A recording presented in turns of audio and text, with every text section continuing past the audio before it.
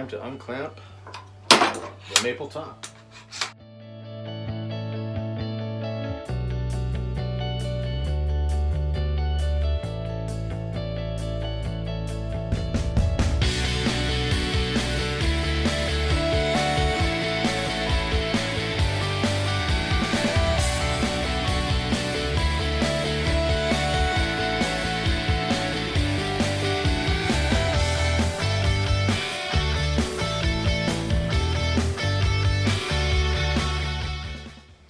So it looks pretty good. The figuring is lined up as best as I could. And now it's time to sand it down, get a nice smooth finish on it. We'll do the same for the other part of the body blank. And then we start cutting out the body blank.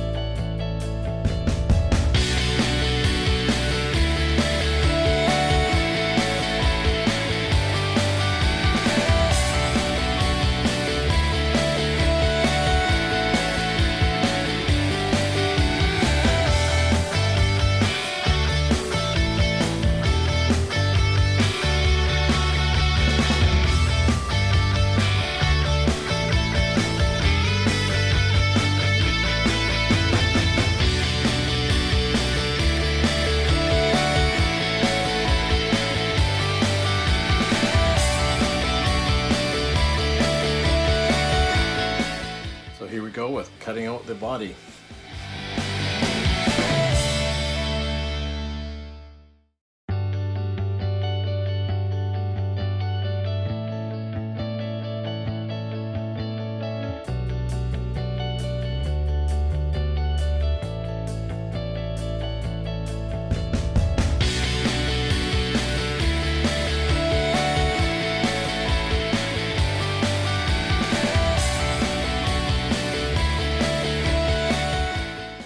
So I'm not gonna lie, cutting the body out on the bandsaw always makes me nervous.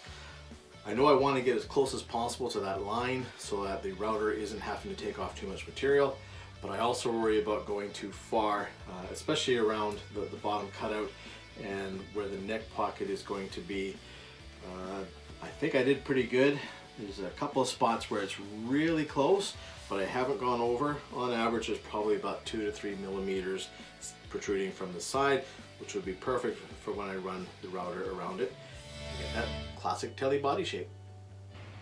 So here we have the wood I'm going to use for my neck blank.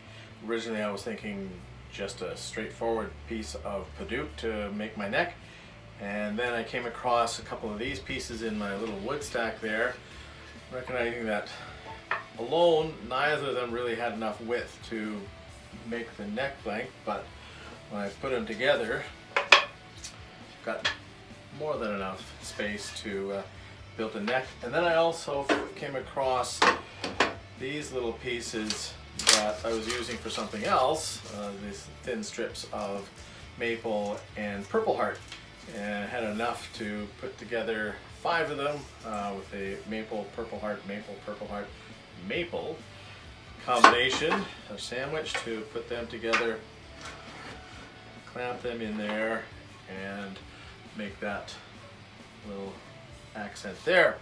So I'm gonna put some glue on these, clamp it up, and we'll see it on the other side. So here's where I'm at to this point. I have my body, sapele for the back. It's kind of chunky, a little heavy, so I'm going to do some weight relief. I'm not sure if I'm just going to drill out some holes with a Forstner bit or if I'm actually going to put a chamber in there. I'm inclined to actually put a chamber in there. We'll see how that goes. I don't really have a template for that, so freehand with the router is a little bit scary, but we'll see how that goes. I have my flame maple cap.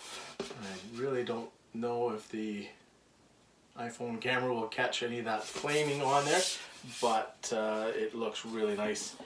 I do intend to put an arm contour on this, so my plan is to glue down the majority of the body except where the contour is, cut out the rest of the outline, and then use some clamps to clamp it down and put some pressure on it to bend the wood.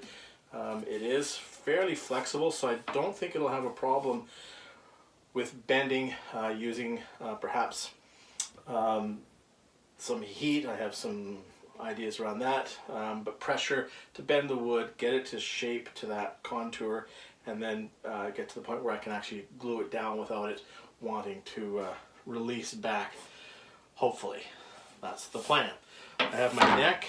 At this point, I have taken it on the bandsaw and got my template on there.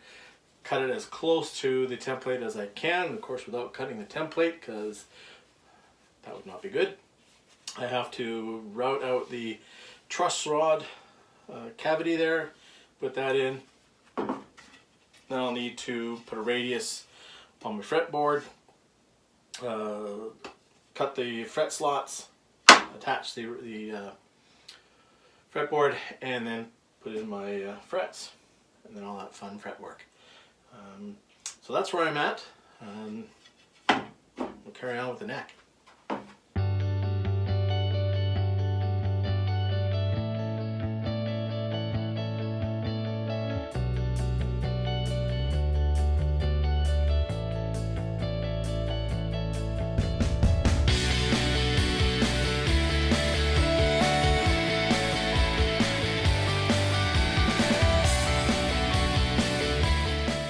Okay, so that was a bit scary. A couple little kickbacks there, but no chip out, thankfully. It's looking pretty good. It's still pretty thick, so I'll be taking some of that off. But while the template is still on there, I'm going to start the holes for the tuners and move to the next step. Okay, so here we go. This time I have the camera on.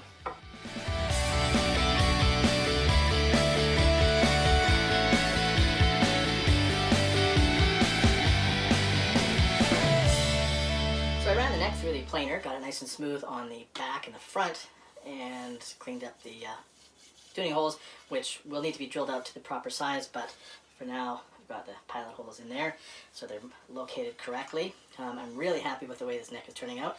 I absolutely love the maple, purple heart, maple striping down the center. One thing it does for me is it actually gives me a center line that I can look at when I'm doing my truss rod routing. Now, I will need to move on to my fretboard, which I'm using that lace wood, and I'm a little bit annoyed at Ben Crowe because yesterday, April 25th, during his Sunday live stream on YouTube, he came up with an idea when he was talking about using sanding blocks for radius, or radius blocks, and putting a handle on it so that you have something to create a consistent movement while radiusing your fretboard. Well, about a week ago, I did exactly that. I made this. It was modeled after my push stick that I use for my table saw. Made a similar handle, a little bit different. Put some holes in it so I have a nice grip on it. Really solid there. And I actually made a little bit of radius. I put some sandpaper on the top of it so that it would match the radius, and then just ran it along. Put a little bit of contour on the bottom of this, and then put a couple of screws in there to keep it solid, and super glue. And it is not coming off. I made this jig here. I've got some aluminum angled extruded metal to fit precisely with this, so it will then just slide up and down. Stick on this tape there. Slide up and down with the fretboard in there. You can see it doesn't really doesn't wiggle too much, so you're going to get a nice straight action back and forth and not have any fall off on either side, which I know is a problem that people have talked about when they're speaking with Ben about creating those radius on the fretboard. And also it is actually longer than what I need it, so I have a center line marked on the melamine here, and also on my fretboard material, so I can actually, I can tape it down, or I can actually put a screw in to lock it in place while I am creating that radius.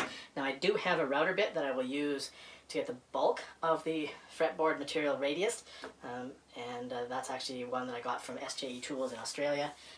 Really affordable actually. It was surprisingly cheap in my opinion, but surprisingly good quality, and it works really well. So, Ben, I swear, I made this a week ago prior to you talking about it on your live stream.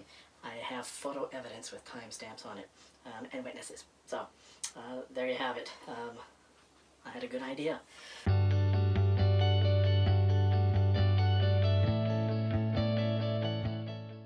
So that went fairly well. I can't say it went perfectly. I had a little bit of tear out at this end, which I'm not surprised. This lace wood, I don't know if you can actually see it there, if that really does anything, but it's probably the most figured you could ever get. In some ways it looks a lot like snakeskin. So I was quite nervous that it would just tear out all over the place, so I'm happy that it only tore out at that one end, because it will not be in a spot where it'll need to be used.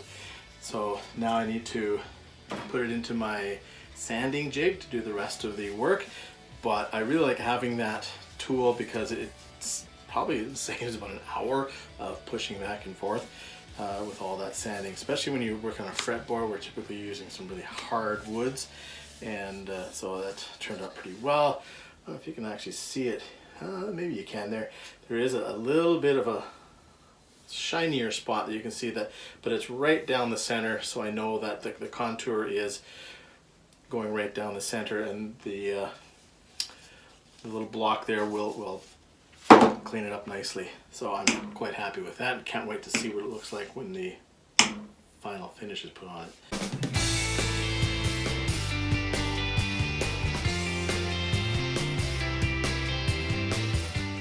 So here's where I'm at. Working on my neck, have it to the right shape, kind of a Telecaster look to it, but not quite. Have my truss rod in there, and I'm working on my fretboard, getting the radius worked out. My body, I have my control cavity routed out, made a control plate for it, the same Sapele, nicely fit.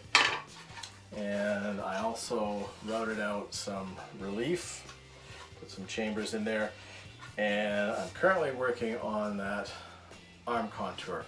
Cut a little piece off with a Japanese pull saw just to get a nice reference point for it, and then I'm going to use my file here to a rasp to take off the rest so I can get the arm contour starting at about here and finishing where it is right now. So got that work to do, and then I will put the flame maple cap on top of it and continue on.